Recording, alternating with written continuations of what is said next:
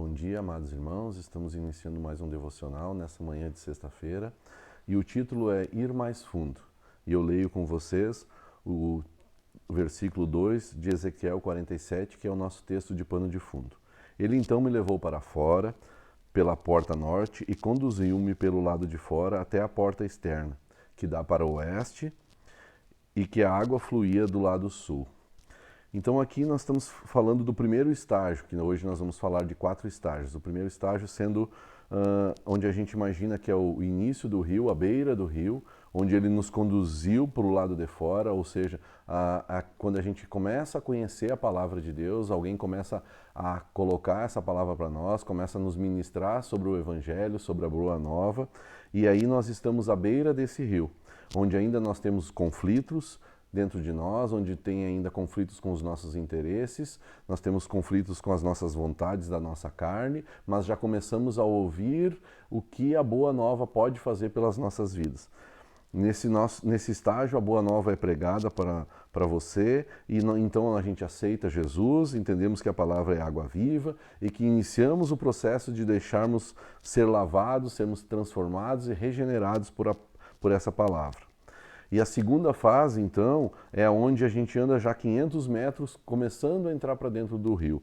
E a pergunta que eu faço para vocês, concordam comigo que 500 metros é bastante dentro de um rio?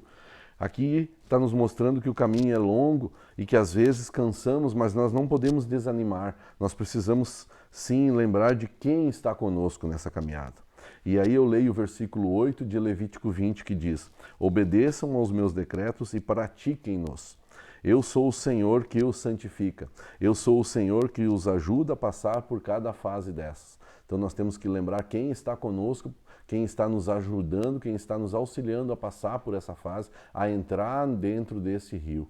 E que nós temos que fazer aqui, Levítico está nos lembrando que nós devemos fazer 2 coisas. Nós devemos obedecer os decretos, obedecer o que Deus está falando e praticar eles. Praticar para que a gente consiga ter a nossa vida restituída, restaurada, transformada e principalmente para que nós possamos dar esse exemplo. No terceiro estágio, então, a água começa já a alcançar o nosso joelho. E aí nós começamos a ter dificuldades de ficar em pé à medida que nós vamos avançando. Aqui Deus começa a trabalhar na nossa vida e começa a mostrar que nós dependemos de Deus para permanecer de pé. E aí eu leio com vocês Isaías 41, versículo 13. Porque eu, o Senhor teu Deus, te tomo pela tua mão direita e te digo, não temas, que eu te ajudo. É uma promessa do Senhor, que Ele vai estar te ajudando a cada passo que você der, em direção ao fluir e ao transformar desse rio na tua vida, que é a palavra de Deus, que você esteja caminhando, buscando alcançar aquele propósito que Ele tem para a sua vida. Por último, que é o 4º estágio, onde a água começa já a avançar e você não consegue mais caminhar nesse rio, aí você só consegue ir a nado. Ou seja, nós deixamos o controle da nossa vida na mão de Deus e passamos a viver por propósito, onde Ele vai nos conduzindo, onde Ele vai tomando conta da nossa vida e a gente começa a fazer a vontade de Deus, não mais a minha vontade, não mais o que eu desejo, mas a vontade de Deus, aquela que é boa, perfeita e agradável. E aí eu leio o versículo 2 do Salmo 23 que diz: deitar-me faz em verdes pastos, guia-me mansamente a águas tranquilas. Pois agora você pode estar imaginando, eu estou lá no meio do rio e aí o irmão lê um versículo que está falando em águas tranquilas.